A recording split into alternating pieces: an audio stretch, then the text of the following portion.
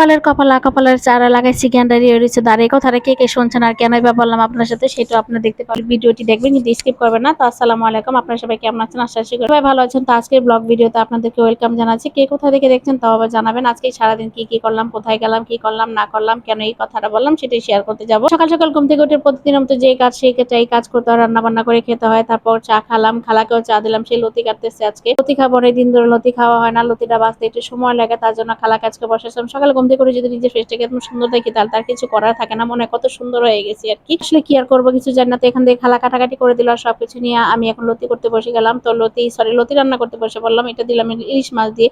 ইলিশ মাছের 30 কাটা বোয়াল মাছের দাড়ি, এটা আমার শ্বশুরে বলতো, শাশুড়ি বলতো। আর সেই ইলিশের ঝোল দিয়ে যদি কোনো কিছু করা হয় তা কিছু লাগে না, ইলিশ মাছ লাগে না, শুধু ইলিশের ঝোল হলেই হয়ে যায় বাঙালিদের কথা। তো যাই হোক, সবকিছু শেষ করে এখন বটবটিটা নিলাম, যেহেতু আমার পছন্দের খাবার বটবটি। আর তার সাথে দিলাম তেলাপিয়া মাছটা দিয়ে কিন্তু লাল লাল করে রান্না করবো। এটা কিন্তু আমার অনেক পছন্দের একটা খাবার। ঝাল আর একটু ঝাল মোটামুটি দিয়ে তারপর একটু মাখা মাখা করলে কিন্তু সেই মজা হয়ে যায়। এরকম একটা তরকারি হলে মনে হয় না আর কিছু লাগে। তো যা আমি সবকিছু টুকিটাকি করে রান্না বান্না করতে পছন্দ করি, যেহেতু আজকে বেশি না, আজকে একটু কম রান্না করবো, কারণ আজকে বাসা থেকে বের হবো আর একটু মার্কেটে যাবো। আপনার সাথে বলে মার্কেটে যাবো, কিন্তু তার আগে খালা কাটাকাটি করে সব কাজ শেষ করলে এখন যেটা করতে হবে, দেখেন আমার বারান্দার পিছনের অংশটা কি পরিমাণ ময়লা হয়ে গেছে, এখানে গাছ হয়ে গেছে। তো খালাকে বললাম যে আপনি এই জায়গাটা কবে থেকে ধরে পরিষ্কার করেন না, কতদিন পর পর পরিষ্কার করতে হয়, নাহলে এরকম শ্যাওলা পড়ে আর যা আছে পিছনে সবগুলো গাছ হয়ে যায়। তো খালা সবগুলো এইভাবে পরিষ্কার করে।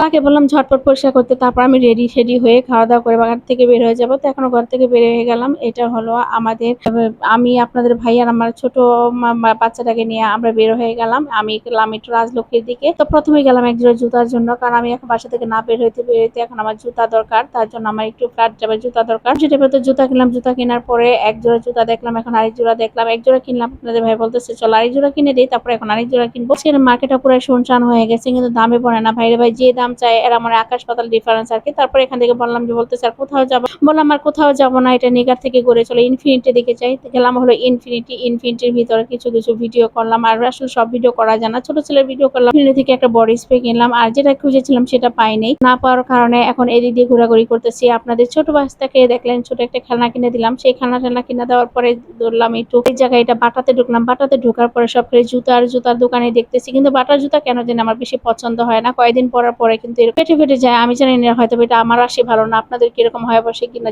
জিজ্ঞাবেন। এটা উত্তরাবাসীদের জন্য, উত্তরা মার্কেট। যাই হোক, সবকিছু কেনাকাটা করার পর আজকে চলে আসলাম বাসায়, কারণ অনেক কিছু কেনাকাটা করেছি। আর রাস্তাঘাটে যে একটা অবস্থা, মোবাইল ধরা যায় না, মোবাইল টান দিয়ে হাত থেকে নিয়ে যায়। তো এইরকম একটা এই ড্রেসটা কিনে নিয়ে আসলাম। আপনাদের ভাই আমাকে এই ড্রেসটা কিনে দিয়েছে।